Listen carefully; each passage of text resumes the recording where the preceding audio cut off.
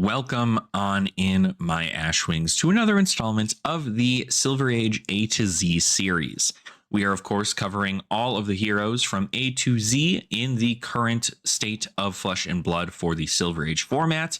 And I wanted to go ahead and do this just to make sure that people got up to date and were able to see what kind of decks were available for play in the meta before the actual series, or the format, I should say, releases.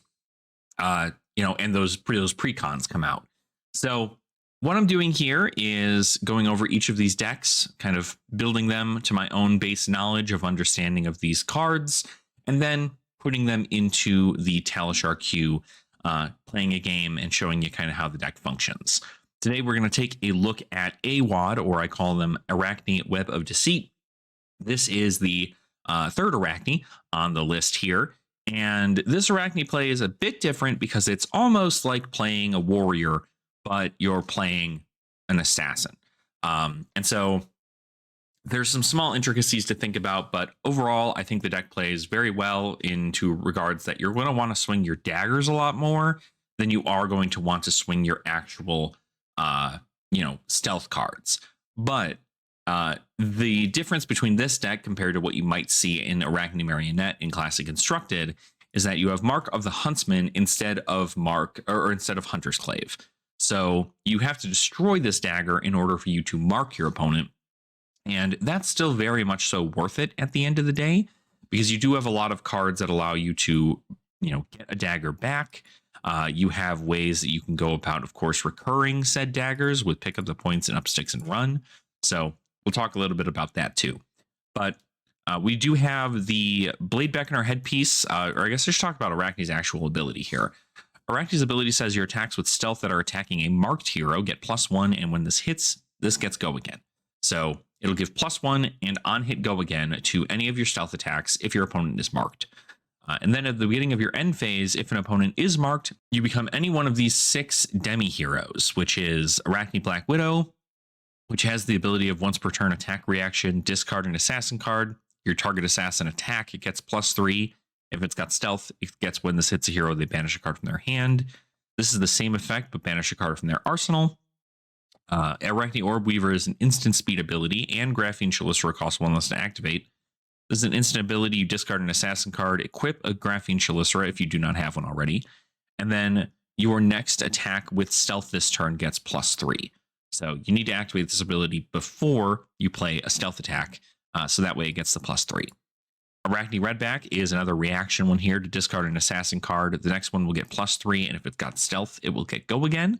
So pretty good stuff there. Tarantula says that your daggers hit for 1 more point of damage whenever they do hit. So it's effective to try and end the game. If your opponent's on 2 life, you can keep that flick, that danger digits on you, and you can use Tarantula's ability to flick 2 damage at your opponent. It also has the ability to have a target dagger attack at +3. And then Trapdoor is a very interesting one. This allows you to search for your deck for a card, banish it face down, and then shuffle your deck. If it's a trap card, you may play it until the start of your next turn. So you're going to want to look for a trap card when you are doing this. Currently, the only trap inside this deck is the Lair of the Spider. I might add something like Frailty Trap into the actual deck itself down in this inventory slot, but I do think that Lair of the Spider is just enough. You don't really want to, the game's not going to last long enough, I don't think, for you to see all 6 versions of these. So if you do happen to get an Arakni Trapdoor and you have a trap, just know that you only have 2 copies here. So if you have another trap, or if you want to just like fake out your opponent, you can put a card to the, you can banish a card face down and then just never use it. For equipment here though, Blade Beckoner Helm, good blocking defensive piece. Danger digits, this is just flick knives, but once. Garland of Spring gets you a free resource in case you need to swing a dagger or something and you only have a red. 2 Mark of the Huntsman, and a starting point.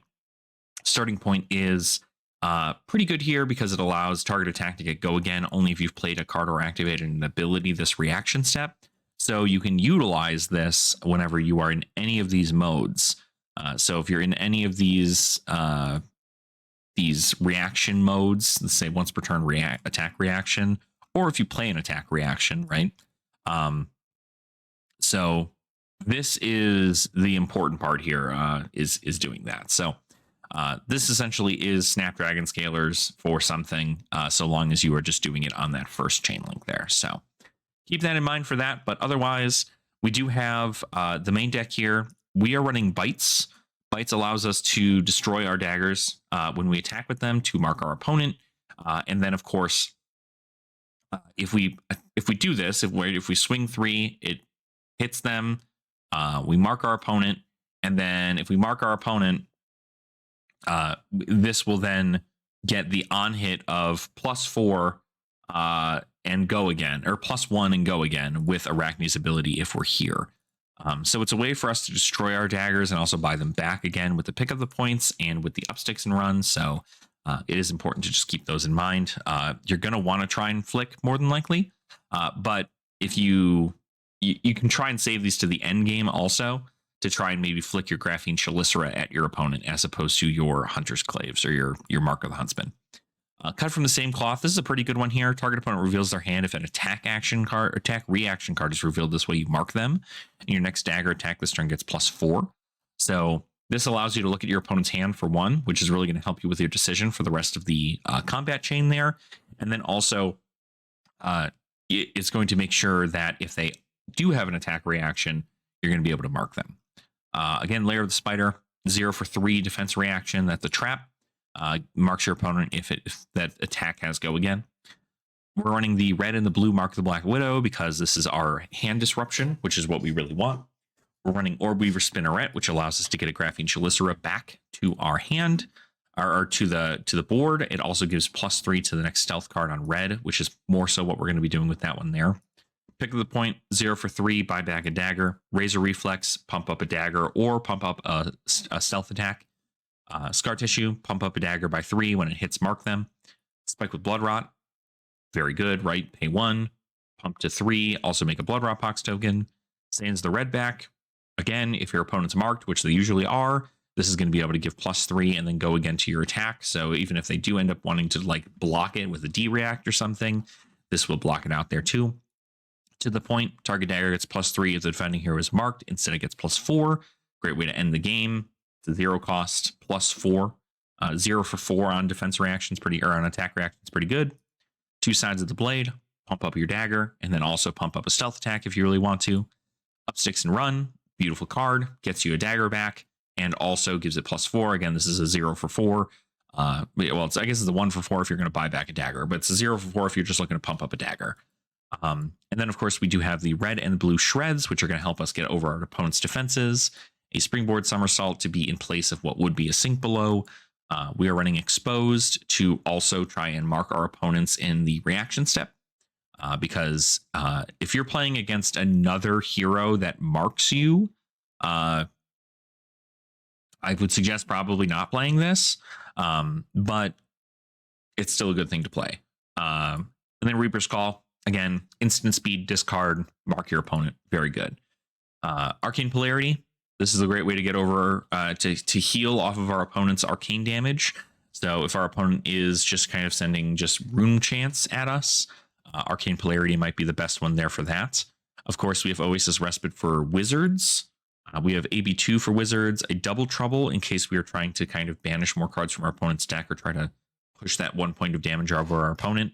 And then 2 Blanches as poppers or ways to get around other things that care about color.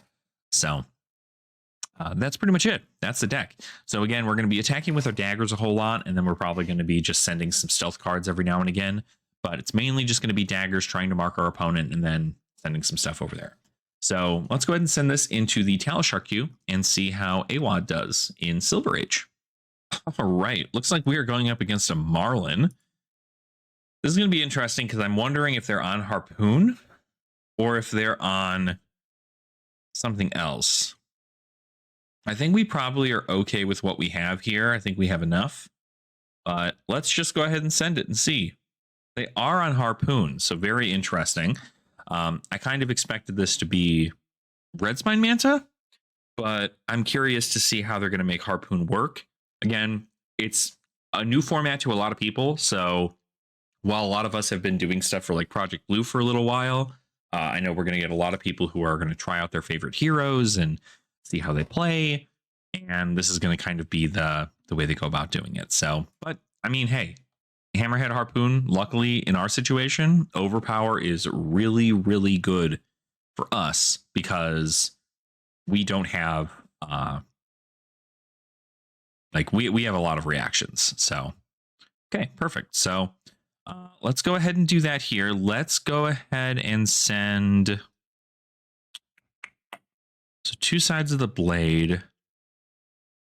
You can send this pitching the shred. The downfall with these is that they don't have piercing. It's probably the one thing that makes the other ones so much better.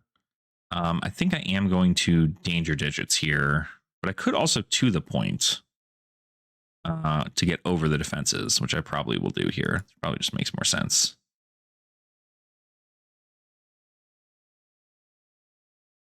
I will mark my opponent, yes. And then I will send this Mark the Black Widow for 2.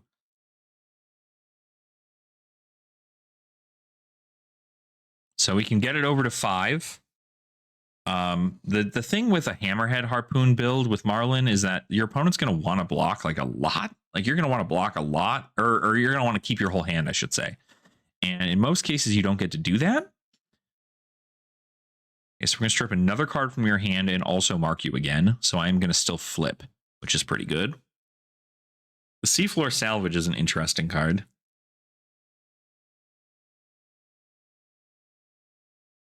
Okay, marked.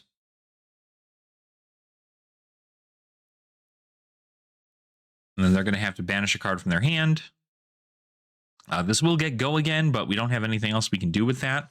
We do have the empty slot here. But you'll see, I mean, the damage we've done on this turn alone has been substantial. So now we just kind of get to go in. We got Black Widow. That's just kind of insane for us. So sending 7 overpower, or not overpower, it's just an on hit. I mean, 7's a lot, but I don't know that it's the end of the world here. Because this gives +4 to your next arrow, but there's not an overpower. So it's mainly just like a +4, a 4 for 4.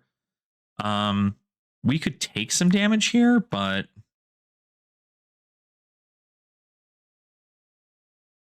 I'd almost like to... Unfortunately, we don't have a stealth attack in our hand, so...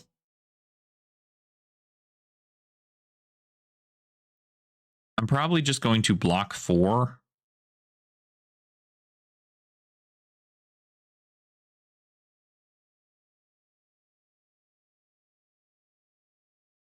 Yeah, I'll get a Blood Rot. I could pitch into Blood Rot if I really wanted to, like get crazy with it, but I think we still need to send damage at our opponent. So a Fool's Gold, that's an interesting card to have in your Marlin deck. They are in red and blue tipples, so they only have an infecting shot, and I mean, it's a pretty good hand. They're going to be able to discard a Fool's Gold to create a gold, so they'll get 2 gold off this, and then put the infecting shot in Arsenal. So I think we just do this, and then we just put this in Arsenal there. So that way we can get the full value out of it.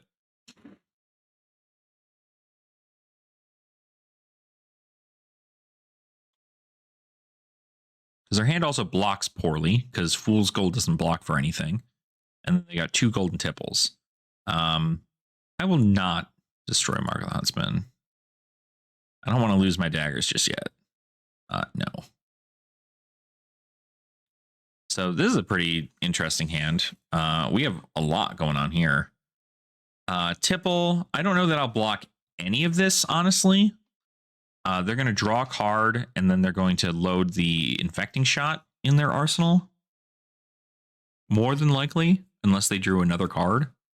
They did not load off Marlin. Interesting. I wonder why they didn't do that.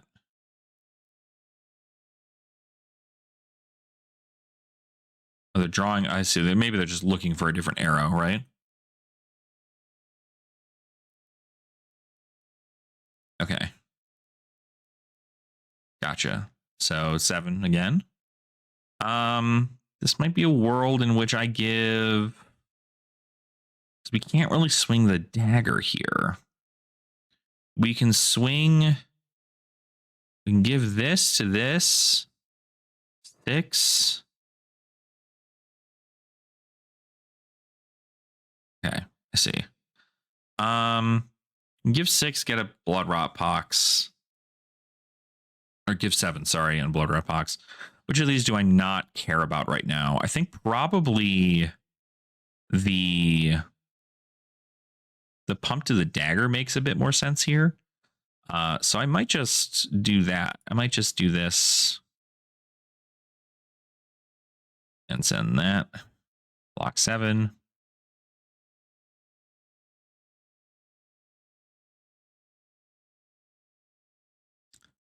And then it might be a. We can even pick up the point by back a dagger, which might not be terrible here. But if I do that, then I need to pitch these both here. So I could pick up the point and then pay into dagger scar tissue, which might not be terrible here. Yeah, because I think I just need to threaten damage.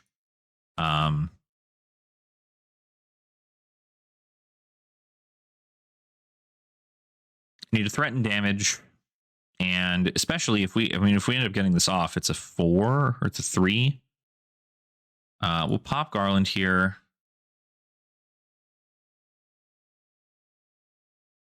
And then we can scar tissue.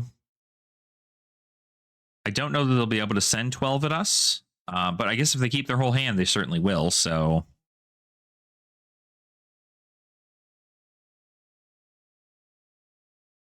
because all it needs to be is well, I mean, you need to have a lot of pumps still, but you do have to have it. There's not going to be a lot of going into this deck, so we'll see.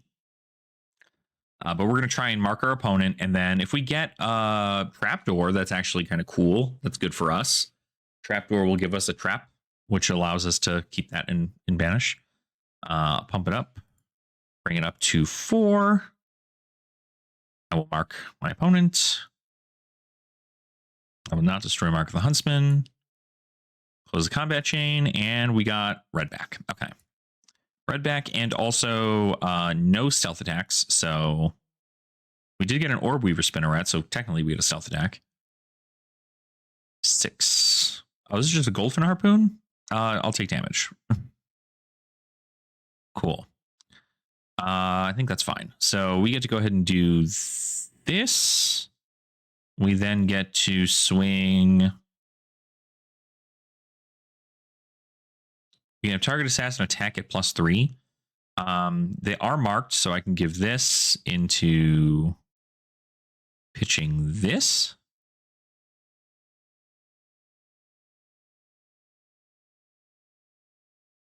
Three. I think I can technically bump it.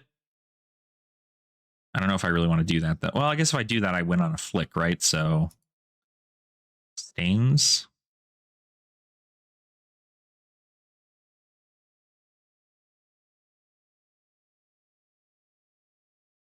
Take cover. Okay. That's fine. I guess I could.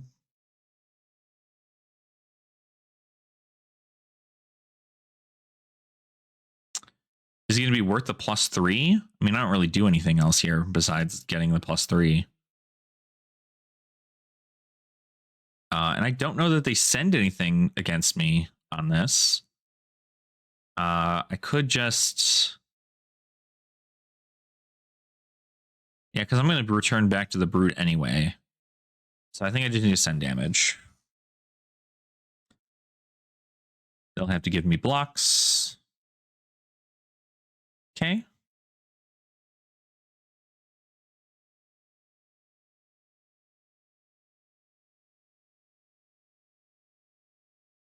Okay, and then send 8. Okay, so 8 overpower. This is pretty good. We do get to send 3, 6, 8. Oh, I get to block 8. Okay. I think that's just what I have to do here. I have to give 8. I guess I could give... No, I have to give 8.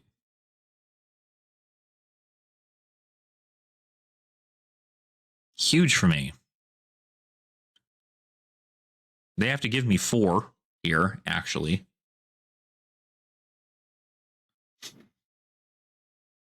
So they'll probably give their headpiece, if I were to guess, and maybe a card from hand, if they're trying to really get over it. But a very interesting deck.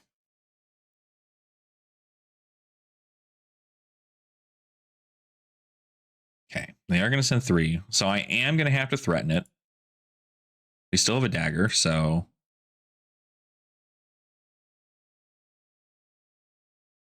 Okay, we got the card. Now we did lose our flick, so... But they're down another card. So can't really complain about that. They're at 2 cards, no arsenal, no gold. They can load a card in there with the Glidewell Fins, but it probably will just come in for like 4 or something. Got rid of the Swell.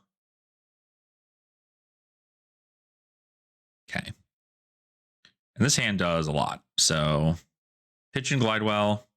They have a Pummel. Interesting.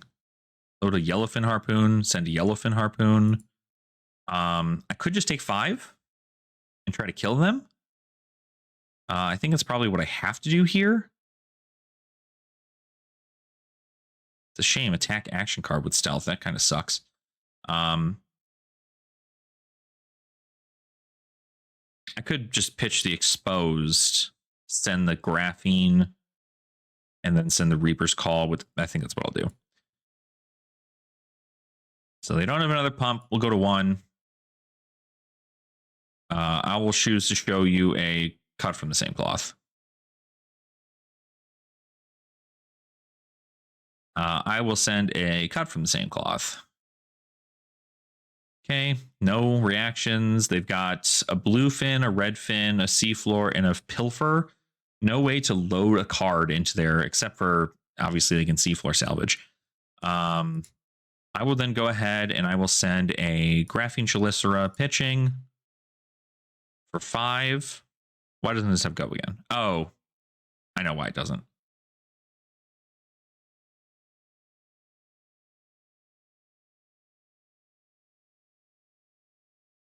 Okay. I will just discard this to mark my opponent. I guess if they were marked, when it attacks a marked hero, I could, I mean, can't do anything about it really, so.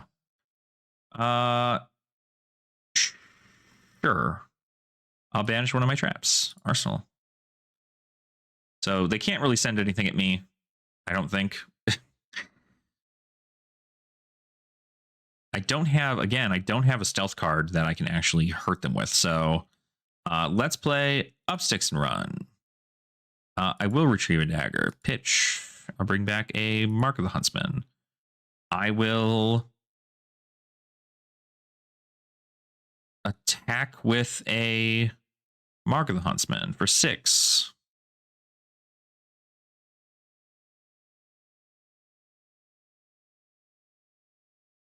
They're giving me 9. Okay. Pitch this Lair of the Spider that I don't need anymore.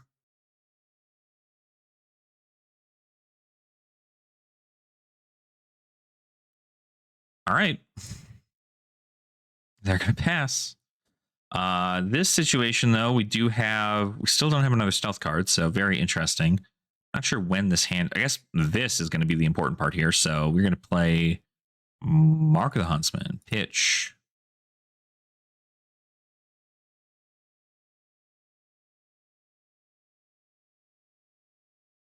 Shred it.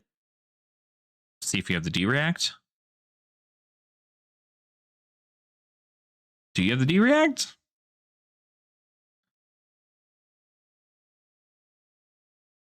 You do? Okay.